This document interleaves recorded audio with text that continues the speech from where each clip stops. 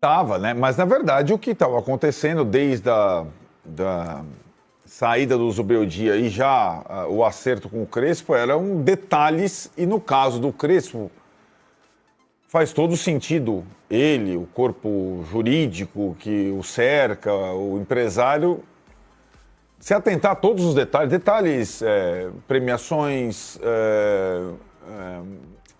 multa vencida lá atrás, cláusulas, passagens de avião entre os países e tal, tudo certinho para que ele fosse anunciado de novo como técnico do São Paulo. Aí o filmezinho que a TV São Paulo soltou de momentos importantes dessa época aí, né, da época de 2021, sem público, né? Ele só dirige o São Paulo com o público numa partida, na partida em que começam a voltar, não sei se você lembra desse momento, né, Tironi? 5 mil pessoas no Morumbi, isso, que era a capacidade máxima permitida nos tempos de volta do Covid. Sim, ele pegou Covid, o Casares pegou Covid, e ele foi campeão paulista pelo São Paulo. Eu acho que a situação agora é uma situação diferente, né? Ele chega não num começo de temporada, no meio de temporada. O São Paulo está numa situação frágil no Campeonato Brasileiro e classificado nas Copas. O São Paulo não tem grandes perspectivas de investimento até o final do ano, e nem para o ano que vem, quando ele tem contrato até o final de 26. E ele é um técnico, eu acho que tem uma... Ele falando atualmente, sobre a sua volta ao São Paulo, até repetindo a frase, né, que ficou célebre, virou frase de vestiário do Morumbi, depois apagada, onde as pedras não chegam, o coração alcança, uma coisa do tipo assim. E acho que ele foi um técnico que ele tem uma boa aceitação entre o torcedor, entre a comunidade são paulina, pela forma que tratou o clube, pelo título conquistado, a ver se ele consegue fazer mais do que o Zubeldia vinha fazendo, né? Eu acho que o início, pelo menos, ele não vai contar, se fosse a manutenção do Zubeldia a opção, com uma cisão que existia entre a torcida, como uma tensão. Mas a gente percebeu também que entre a saída do Zubeldia e o anúncio oficial do Crespo, existia um certo vazio, uma percepção de que o time não vai ser tão reforçado assim. Falam muito, alguns colegas, porque o Crespo deve mudar a forma do time jogar, voltar a atuar como 3 zagueiros, como o São Paulo atuou na final do Paulista contra o Palmeiras e ganhou com o Crespo. Na verdade, né, Tironi? O Crespo acaba o trabalho dele no São Paulo na primeira passagem não jogando com 3 zagueiros. Ele já não jogava mais com 3 zagueiros. O São Paulo acaba de perder um dos seus zagueiros por lesão e não sabe se vai continuar o Juan. Então não é uma certeza que ele vai jogar com 3 zagueiros na sua volta ao São Paulo. E ele vem com uma comissão técnica grande, como era do Zubeldia, diferente da comissão técnica que ele tinha lá atrás. Trocaram os preparadores físicos, que foram objeto de divergência, inclusive com a direção do São Paulo e alguns jogadores, a ver se ele consegue o mesmo sucesso que ele teve na primeira passagem em 2021. Então tá aí, ainda não tem data da apresentação, né? Deve ser no início da próxima semana. O São Paulo volta aos treinos no dia 26, já com o Crespo no comando da equipe, já ele no Brasil, com a equipe no Brasil. Ele será apresentado antes do dia 26, portanto. O Crespo tinha sido convidado pela... Dá pra gente falar um pouco ainda sobre o São Paulo, Arnaldo? Uhum. Chega o Crespo e tal. Reportagem do Éder Traschini aqui hoje no UOL diz que o São Paulo vai desesperadamente tentar vender algum jogador para trazer reforços. Mas isso aí tem a ver com o Fidi? Como é que ele vai? Não tem que guardar dinheiro? Explica. Não, aí que tá, né? O São Paulo só terá reforços, além do Dineno, que já chegou, né? Que já estreou, inclusive, se tiver saídas. Mas aí você tem uma questão, né? Você vê como é que é curioso o momento do São Paulo. 2 jogadores que o São Paulo contava, aliás, 3, que o São Paulo contava com saídas no momento, sem levar em consideração possíveis vendas de moleques da base, né? Que, aliás, estão jogando no Sub-20, jogaram ontem, ganharam do Atlético Paranaense. Esquece a possibilidade de vender bem um dos moleques da base. Jogadores que sairiam do São Paulo nesse meio de ano. Um, com certeza, o Lisieiro. E 2, provavelmente, o Igor Vinícius e o Luan. Os 3 jogaram com o Crespo e foram importantes com o Crespo. O Crespo teria pedido, calma, eu quero ver esses... Ele já falou. Então, de novo, o Luan fez gol do título com o Crespo, o Igor Vinícius foi titular com o Crespo há muito tempo, o Liseiro foi titular. Não que esses jogadores, eles, com a troca de comando, mas eles sairiam do São Paulo. E agora talvez não mais. E agora, então, esses... Não, mas a permanência desses caras significa que não vai aliviar a folha. Exatamente. E aí? Então é um cobertor curto, né? Mas assim, o técnico tem as suas... O Crespo pode achar que a permanência... Estou falando né, em termos genéricos. O Crespo pode achar que a permanência do Igor Vinícius é melhor que a contratação do fulano, ponta, entendeu? Então, quando você tem a troca de técnico, tem tudo isso, né? Como é que ele quer jogar, que sistema quer ele jogar, qual o elenco atual e tal. Então, o São Paulo, acho que deu uma estacionada nessa situação, aí agora está discutindo com o Crespo e sua comissão o que será do elenco para o segundo semestre com muito pouca margem de manobra, né? Essa é a situação. Isso não está... Essa é só a mexida na folha de pagamento para entradas e saídas. O que não quer dizer que o Crespo tenha um poder de brecar vendas consideráveis para o exterior se o São Paulo tiver propostas pelo Pablo Maia, pelo Alves, pelo Ferreirão, pelo Rian Francisco. Isso é uma outra coisa, né? Estou falando daquelas... situações, por exemplo, que permitiram que o Dineno fosse contratado. O cara, por empréstimo, não sei o quê, só o salário, por não sei quantos meses, tal, não sei o que lá, que seriam movimentações que o São Paulo possivelmente faria se tivesse mantido o Zubeldia. Saem mais 2 da folha de pagamento, entram mais 2 mais ou menos no mesmo custo, entendeu? Agora tem uma nova rediscussão, uma rediscussão sobre o elenco do São Paulo, e é natural quando você troca um treinador. Não é porque ele é argentino que ele pensa igual ao outro, ou tem a mesma visão do outro, né? É inacreditável a capacidade de burrice da diretoria do São Paulo. Os caras têm uma capacidade de burrice gigantesca. É inacreditável. Essa é a palavra, esse é o termo que eu vou usar para falar da diretoria do São Paulo.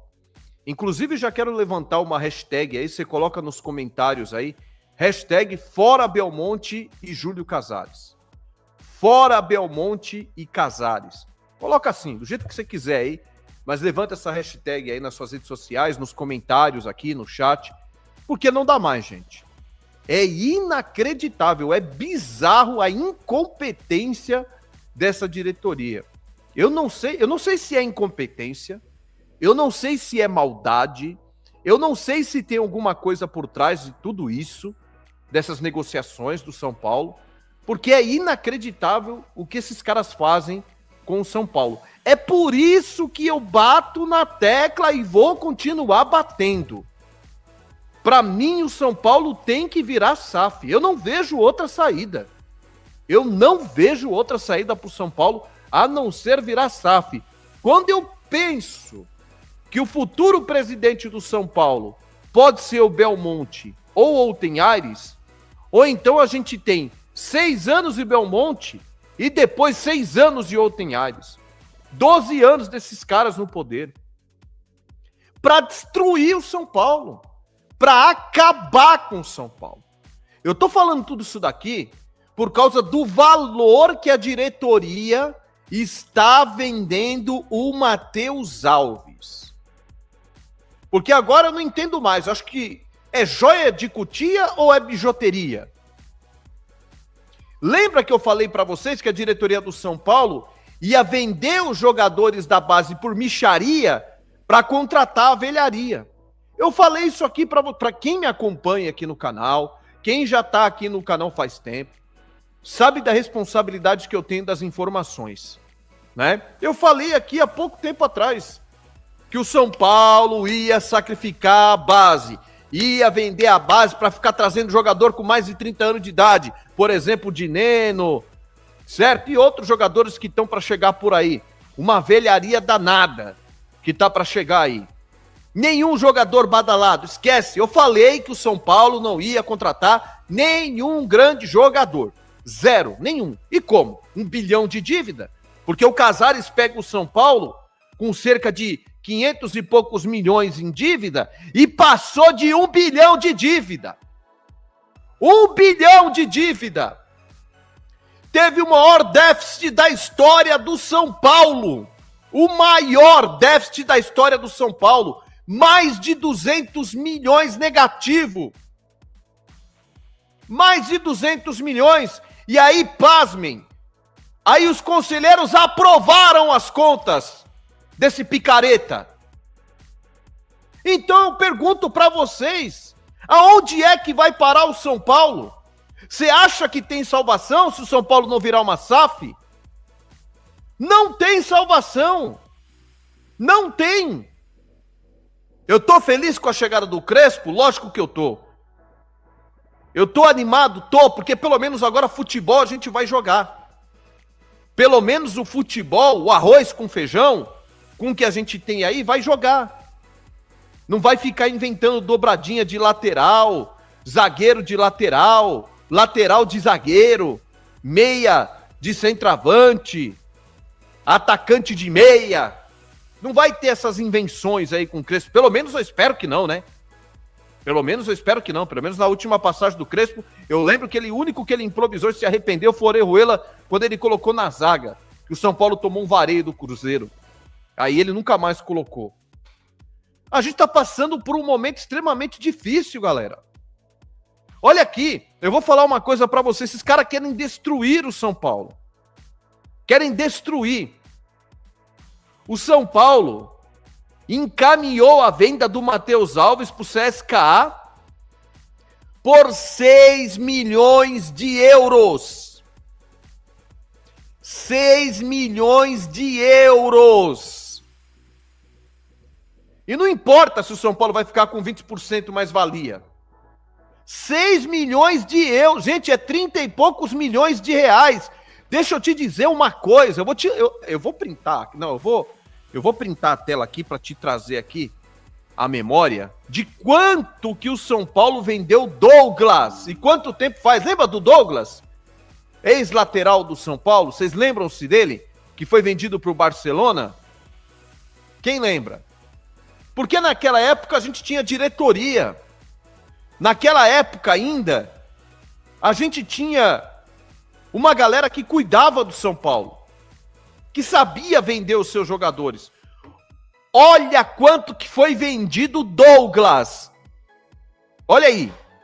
São Paulo confirma e Douglas é vendido ao Barcelona por 6 milhões de euros. Sabe quanto tempo isso? 11 anos atrás. 11 anos atrás o São Paulo vendeu o Douglas por 6 milhões de euros, que dava mais de 100 milhões de reais, se eu não estiver equivocado, na época, algo em torno disso aí. Vendeu o Beraldo por 100 milhões, mas ficou com 60. Vendeu o Gabriel Sara por uma mixaria. E hoje o Gabriel Sara aí foi vendido por uma bagatela, vai ser vendido de novo aí por um valor estratosférico. Quem lembra do Neirton? Vendeu por 15 milhões. Hã? É o São Paulo, é a diretoria destruindo. William Gomes foi vendido por 9 milhões. O Ângelo por 6 milhões. E agora o Matheus Alves por 6. O cara acabou de subir, cara. Tendo oportunidade, jogando bem com a camisa do São Paulo, que poderia ser valorizado. Ah, os caras vendem por essa mixaria pra pagar esses caras aí. O São Paulo tá pagando 21 milhões no Marcos Antônio. 21, 24, nem lembro mais. Vai começar a contratar um monte de velharia aí. O Crespo já pediu 2 pontos e um meia. Que ponta que você acha que vai chegar aqui?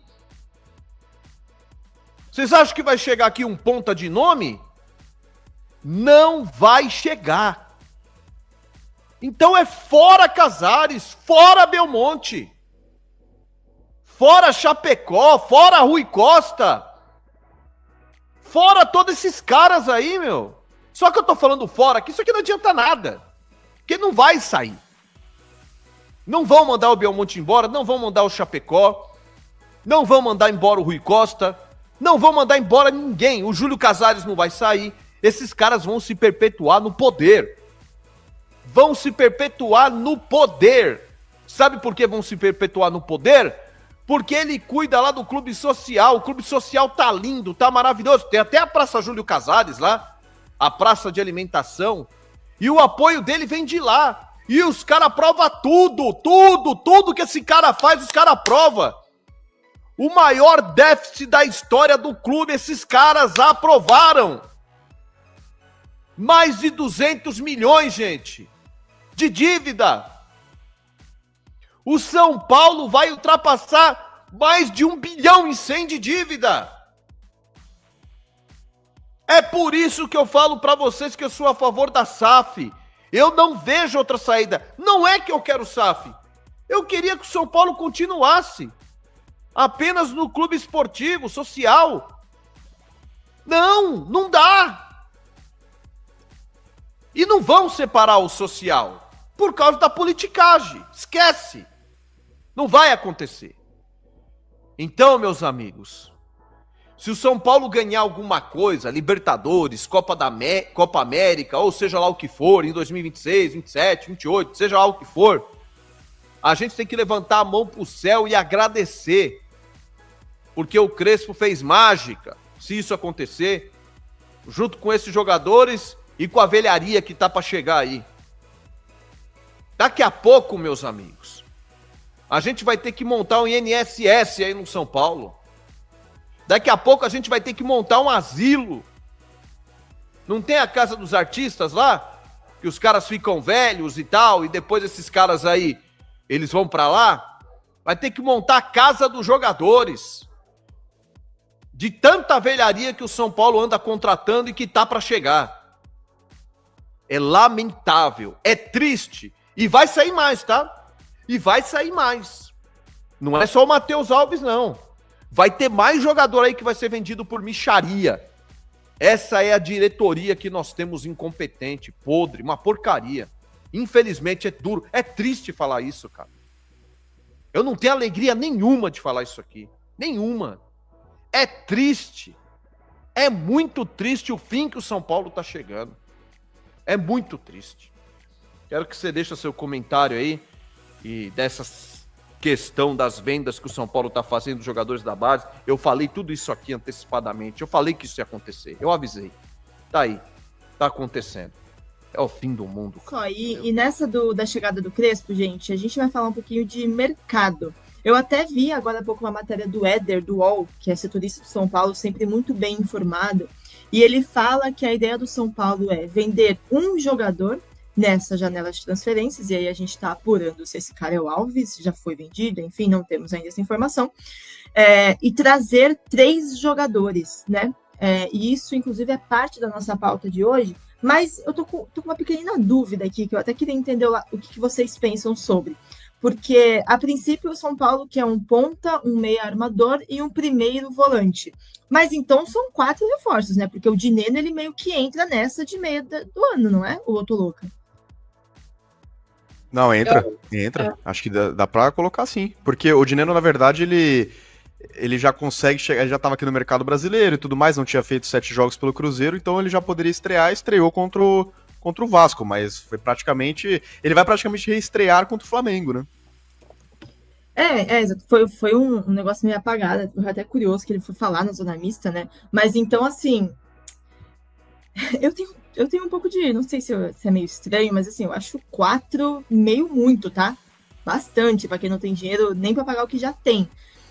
Eu achei um pouco exagerado esse número, né, Vanessa? Mas eu acho que, cara, o plano, né, a teoria de que, olha, vamos reestruturar, ela é muito legal, mas na hora H, você tem que colocar o seu time competitivo, e aí é uma linha tênue, né, entre as duas coisas, e o São Paulo se viu nessas necessidades.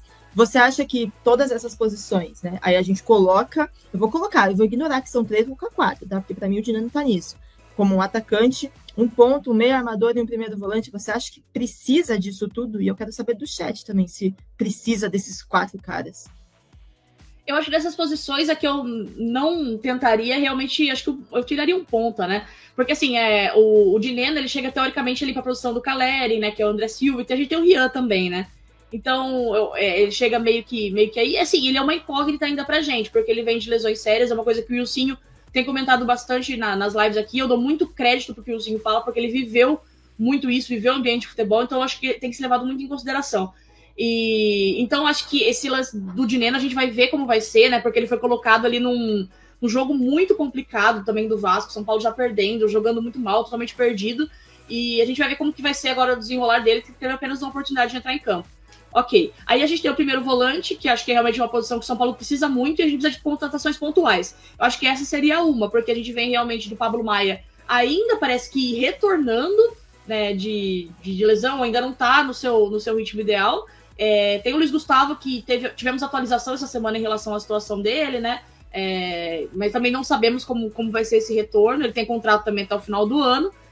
E assim, analisar as opções, também olhar mais para a base agora. Mas eu acho que assim, uma coisa que eu falei muito ontem no Extra, que a gente estava em meio ao Extra e o Crespo foi oficializado, que eu lance acho que do Crespo poder opinar nisso também, né? Porque não adianta nada a gente trazer posições que talvez o treinador não vai utilizar. Eu citei até a observação do Bruno Rodrigues, que hoje está no Palmeiras e foi reforço do São Paulo em 2021, e ele chegou como, tipo, grande destaque da Série B, fazendo bons jogos pela Ponte Preta, e o Crespo não o utilizava. Ele foi pouquíssimo utilizado pelo Crespo naquela ocasião. Então, não adianta a gente também trazer reforços que não vão ser utilizados pelo treinador. Então, acho que agora tem que passar muito pelo aval dele, o que ele realmente vai precisar, olhar para o elenco, e para trazer, assim, eu sei que a gente não tem muito tempo, eu sei que a gente não tem dinheiro, mas eu acho que, assim, no mundo ideal seria realmente ouvir o técnico, ver as condições do que o São Paulo tem, o que tem na base que dá para aproveitar, porque é isso que a gente vai ter que fazer, oportunidades de mercado e base. Eu acho que, o JP, muito do que a galera pede e bate muito na tecla é isso, né? O São Paulo, tudo bem se precisar. Todo mundo aqui quer ver o São Paulo competitivo dentro das suas limitações financeiras, né? Mas acho que em alguns momentos poderia ter um olhar com mais carinho para a base, para entender as oportunidades que você tem em casa, né? As soluções que você tem em casa, para então buscar elas depois, o que não tiver, o que ficar em pendência, buscar fora, né? Eu acho que é muito isso que as pessoas batem na tecla, né, JP? E acaba deixando a galera um pouco revoltada sobre as contratações. O próprio Dineno, acho que não tem ninguém pé da vida com essa contratação, mas o nome do Rian virou pauta quando saiu essa chegada dele, né? Do tipo, caramba, olha o Rian aí, vamos olhar para ele e tal. Acho que é o que deixa a galera estressada, né, JP? Então, a questão do Dineno me parece muito que foi uma análise do Zubeldia, de não ter uma preferência para usar o Rian. Me parece que o Zubeldia não gostava, né, do estilo do Rian. Talvez queria um ganho maior de massa, talvez a característica do jogador não agradasse o treinador. Agora precisa sentar com o Crespo e falar: Crespo, o elenco é esse, o que você precisa, o que você não precisa.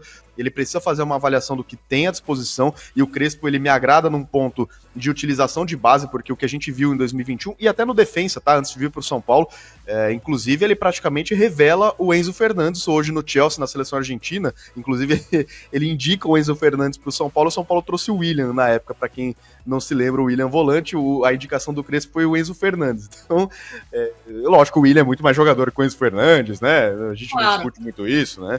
Claro.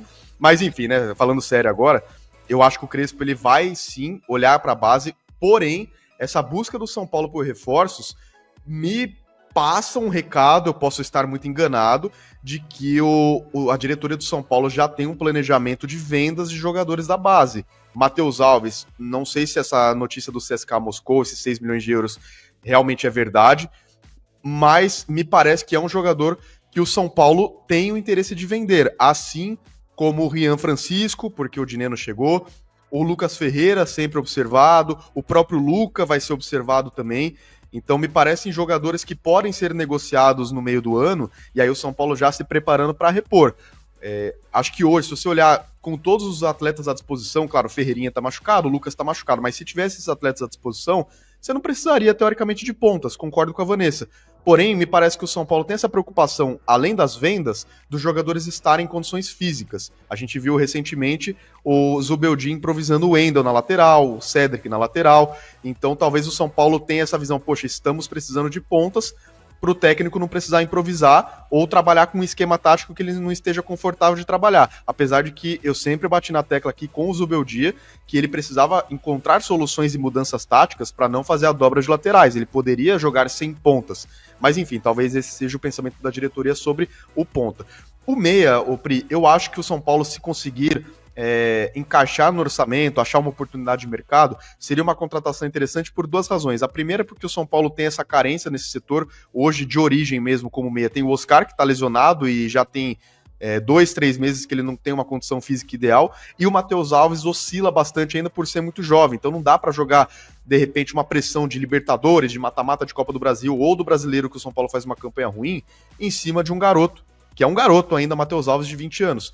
Então, eu acho que o São Paulo também tem esse pensamento, poxa, até pela possibilidade de venda do Matheus Alves, e mesmo que ele continue, talvez não tenha tanta confiança que ele será titular absoluto, e o Oscar não tem uma parte física que chegou ainda no nível ideal, o São Paulo não quer mais ver, por exemplo, o Luciano improvisado nessa função, ou alguma outra peça sendo utilizada, talvez o uso de 3 volantes, ou talvez a direção pense nisso. Eu acho que realmente dessas posições realmente faz sentido você buscar um meia armador, um meia criativo, até que caia pelas beiradas do campo.